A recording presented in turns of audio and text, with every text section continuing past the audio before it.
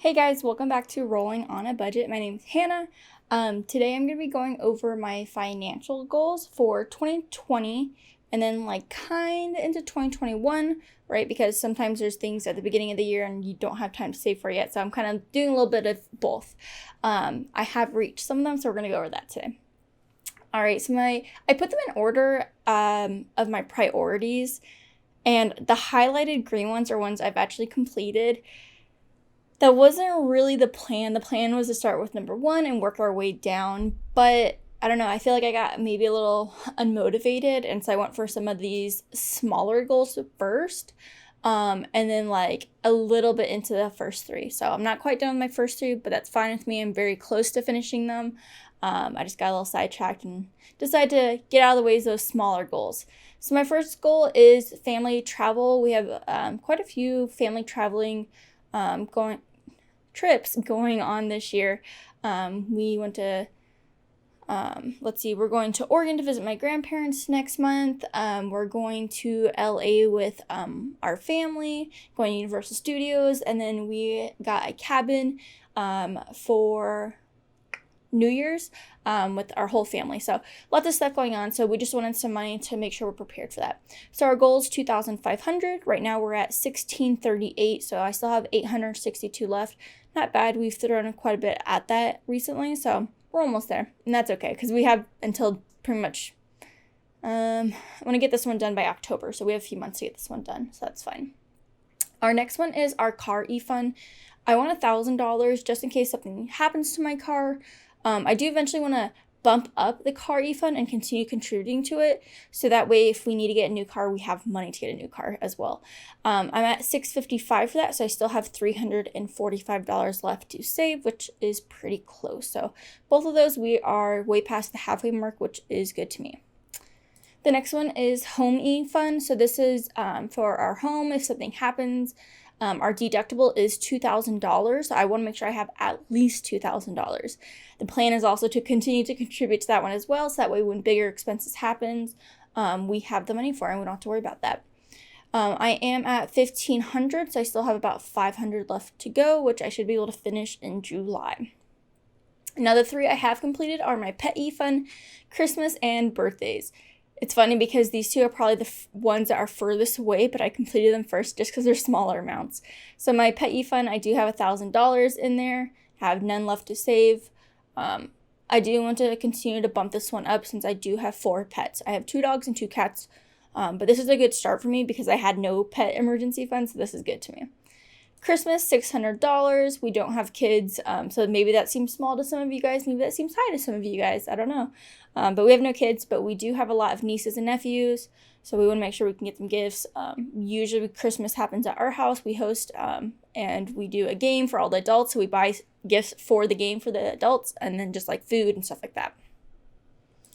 All right, birthdays, $400.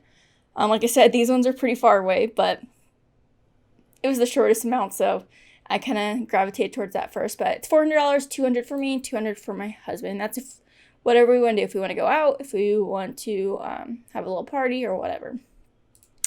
My next really big one that I obviously have not contributed much to except $1 is our 3-month emergency fund. So we want to have $10,000 saved up. This one is a further down the line goal. I'm really working to get the other ones knocked out first, and then we can focus all of our attention on that 3-month emergency fund. I'm hoping in August we can start to focus on this one and start contributing money to that one. But I did put $1 in there just to make me feel happy that there wasn't a zero. So I'm only $9,999 away. So far this year, we have saved towards our financial goals $5,794. And we still have $11,706 left over. Like I said, in July, I should be able to knock out 2 more goals. And then August, I should knock out the last goal. And then we can start focusing on our 3-month emergency fund. So as you can see, the 3 that are green are highlighted because I've finished them. I just need some motivation, so I highlighted them to make me feel better. But I'm feeling pretty good. You know, we're at the 6th month of the year. So I'm halfway to be done with these goals, and I'm feeling pretty good about them. If you're like, wow, she still has a lot to save in 6 months, it's because we had debt this this past 6 months, and now we are debt free. So we just paid off all of our debt in May. No more debt. So all that extra money is now going towards savings. So this should be pretty easy to knock out with extra money now that we have, that we're not paying towards our car and credit cards. So I think we can do it. I think we can finish this 3-month emergency fund by January, maybe February. Maybe it goes a little into 2021. But these are my goals for, 2020. It's 2021. Oh my God, guys. I'm like stuck. So really, this is 21 to 22. Oh my God, that's crazy. Okay, there we go. That makes more sense. So into 2022. But yeah, so I think it's really important to have financial goals. It gives you motivation towards something. There's one on here I haven't written in yet, but it's for our Japan trip. We're planning a trip to go to Japan next year. The reason I didn't write this in is because it's not my main focus. My main focus is getting these ones filled first, and then we can change our direction towards our trip.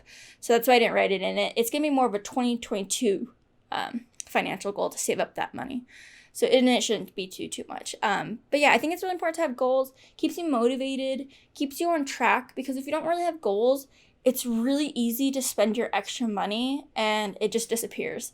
And definitely been a victim of that before and done it for a long time, where if we had extra money, we would spend it. We're like, oh, let's go buy a brand new TV that's way bigger than our current one because we have an extra whatever money. But now that I have like goals in place where me and my husband are on the same page, these are the goals we want, it makes us feel a little bit better that our money is going towards what we want. Especially the traveling, family travel. It's really important to us to travel, see family and stuff. So it's good to know that my money is going towards something that I enjoy, and that will make my life easier with all these like emergency funds and stuff like that. So I challenge you guys to sit down, make some financial goals, whether it's on a piece of paper or a spreadsheet like me. I just love spreadsheets now. But do that. Pick a couple goals, even if it's like 2 goals. If you like a lot of goals that are smaller, then do that and work your way down. But I do think it is really important that we challenge ourselves and continue to grow and like work on our goals, because goals are really helpful. But if you like this video, don't forget to give it a thumbs up. And then you can also check me out on Instagram and Facebook at Rolling on a Budget. And don't forget to subscribe, guys. Bye, guys.